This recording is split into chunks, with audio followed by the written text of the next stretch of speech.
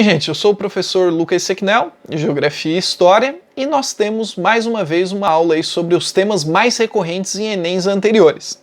Dessa vez o tema é Geografia Física, e na Geografia Física nós sempre temos aí algumas questões presentes. Todo Enem nós temos pelo menos uma ou duas, alguns tipos de questões aí, normalmente que se diversificam bastante.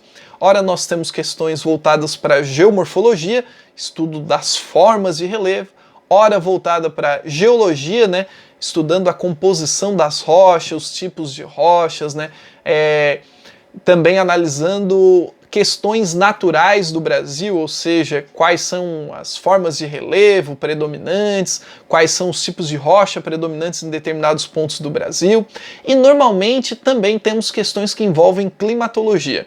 Então essas questões elas costumam ser tratadas principalmente no primeiro ano do ensino médio e normalmente elas chegam sendo tratadas como questões muito difíceis no Enem, porque puxam bastante pela memória e normalmente são sim questões bem elaboradas pelo exame.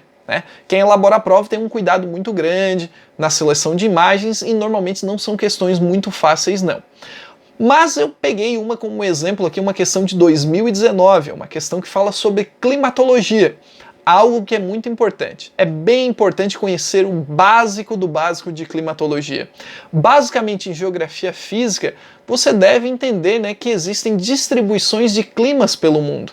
Existem correntes marítimas, existem fatores climáticos que vão determinar como o clima e a vegetação de determinados pontos vai se comportar. Então fatores como temperatura, latitude, eles sempre são abordados para designar questões que envolvem o clima. Nessa questão de 2019 é uma questão relativamente simples. Você tem um mapa mostrando as questões, aliás, as áreas áridas ou semiáridas no planeta. E pergunto por que no Brasil nós temos uma pausa.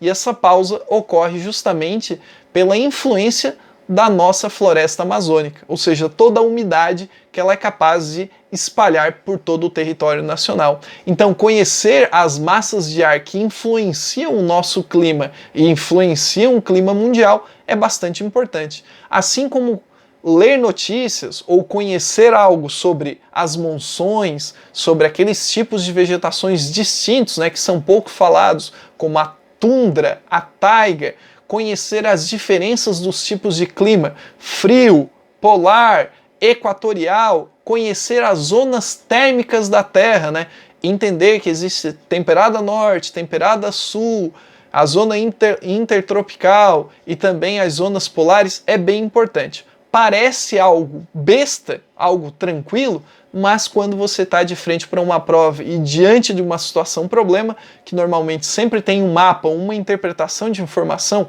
se torna bastante difícil. Então a minha dica, para aqueles estudos que antecedem a prova, ali, aqueles 2, 3 dias antes, vale a pena dar uma focada em geografia física. E pelos Enems anteriores, principalmente pelas 2 ou 3 últimas edições, nós sempre temos debates envolvendo o clima. Nós tivemos, por exemplo, em 2018 ou 2017, agora eu não me recordo, interpretações, basicamente gráficos mostrando temperaturas e clinogramas, mostrando ali questões que envolvem precipitação. Então, assim, algo bem tranquilo. É claro, se você sabe que na Rússia você tem lá um local como a Sibéria, que é repleto de frio e gelo e neve o ano todo, e que na África do Sul as temperaturas vão ser, logicamente, um pouquinho mais altas durante o ano, você vai conseguir diferenciar. São questões que são básicas, mas normalmente é aí mesmo que se pega o erro. É importante conhecer o básico do básico, começando pelas zonas térmicas, passando aí para questões mais específicas de cada um dos pontos do planeta. Claro, eu sei que é difícil, porque é um volume muito grande de estudos, mas vale a pena conferir, principalmente questões climáticas para geografia física. Mas é isso aí, gente. Muito obrigado e até a próxima aula.